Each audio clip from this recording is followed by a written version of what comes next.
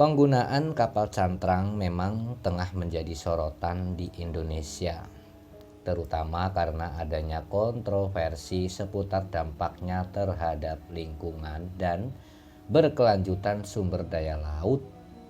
Cantrang adalah alat tangkap ikan yang berupa jaring panjang ditarik oleh kapal.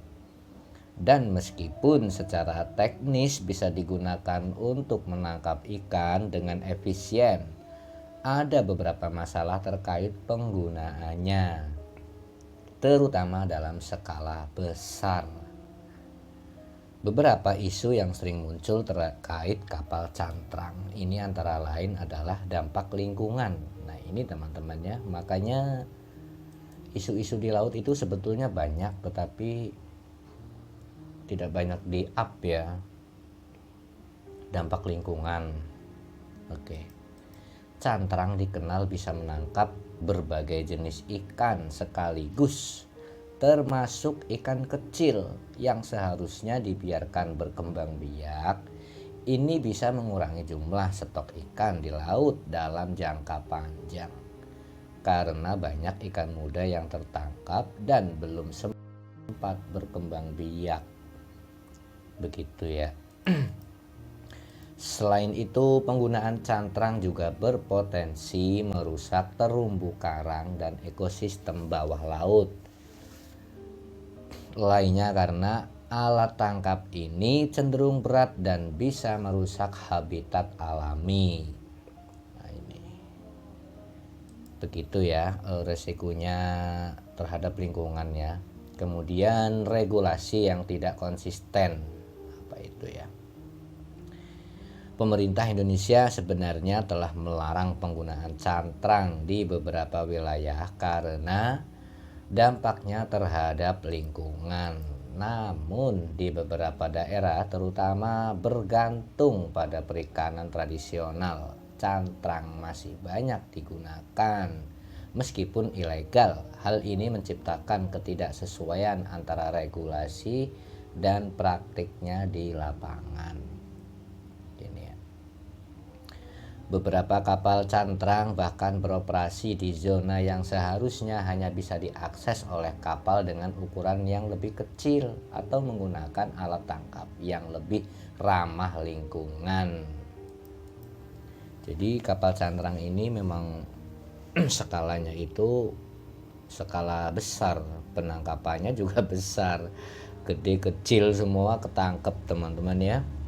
Dan mungkin ini yang menjadi berkelanjutan karena banyak juga yang memperhatikan dampaknya kepada lingkungan. Kehidupan nelayan. Bagi nelayan yang menggunakan cantrang ini seringkali menjadi pilihan utama karena lebih efisien dalam menangkap ikan. Penghentian penggunaan cantrang tanpa adanya alternatif yang lebih ramah lingkungan dan menguntungkan membuat banyak nelayan merasa kesulitan dan terancam kehilangan mata pencaharian. Ini bagaimana solusinya? Pemerintah dan berbagai lembaga lingkungan berusaha mencari solusi yang lebih berkelanjutan, seperti pengembangan teknologi tangkap ikan yang lebih ramah lingkungan atau menyediakan pelatihan bagi nelayan untuk beralih ke metode yang lebih berkelanjutan.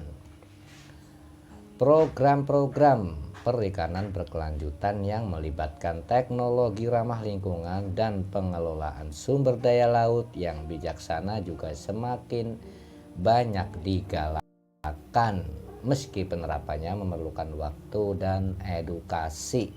Penting banget ya edukasi ya, karena apapun harus diedukasikan dulu biar mengerti dan paham. Kemudian ya solusinya itu juga lebih penting. Media sosial dan media mainstream sering mengangkat isu ini karena perbedaan kepentingan antara kelestarian lingkungan dan mata pencaharian nelayan. Kontroversi ini terus berlanjut karena banyak yang berpendapat bahwa kesejahteraan nelayan harus sejalan dengan upaya pelestarian alam. Jadi Jadi buat teman-teman sendiri melihat isu penggunaan cantrang dari sisi mana? Apakah lebih mengkhawatirkan dari segi lingkungan atau justru lebih soal keberlanjutan hidup nelayan?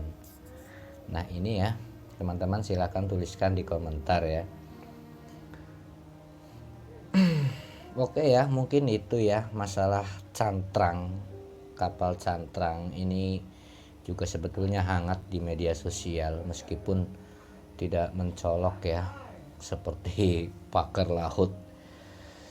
Oke, terima kasih. Moga-moga info ini ada manfaat dan selamat malam dan wassalamualaikum warahmatullahi wabarakatuh.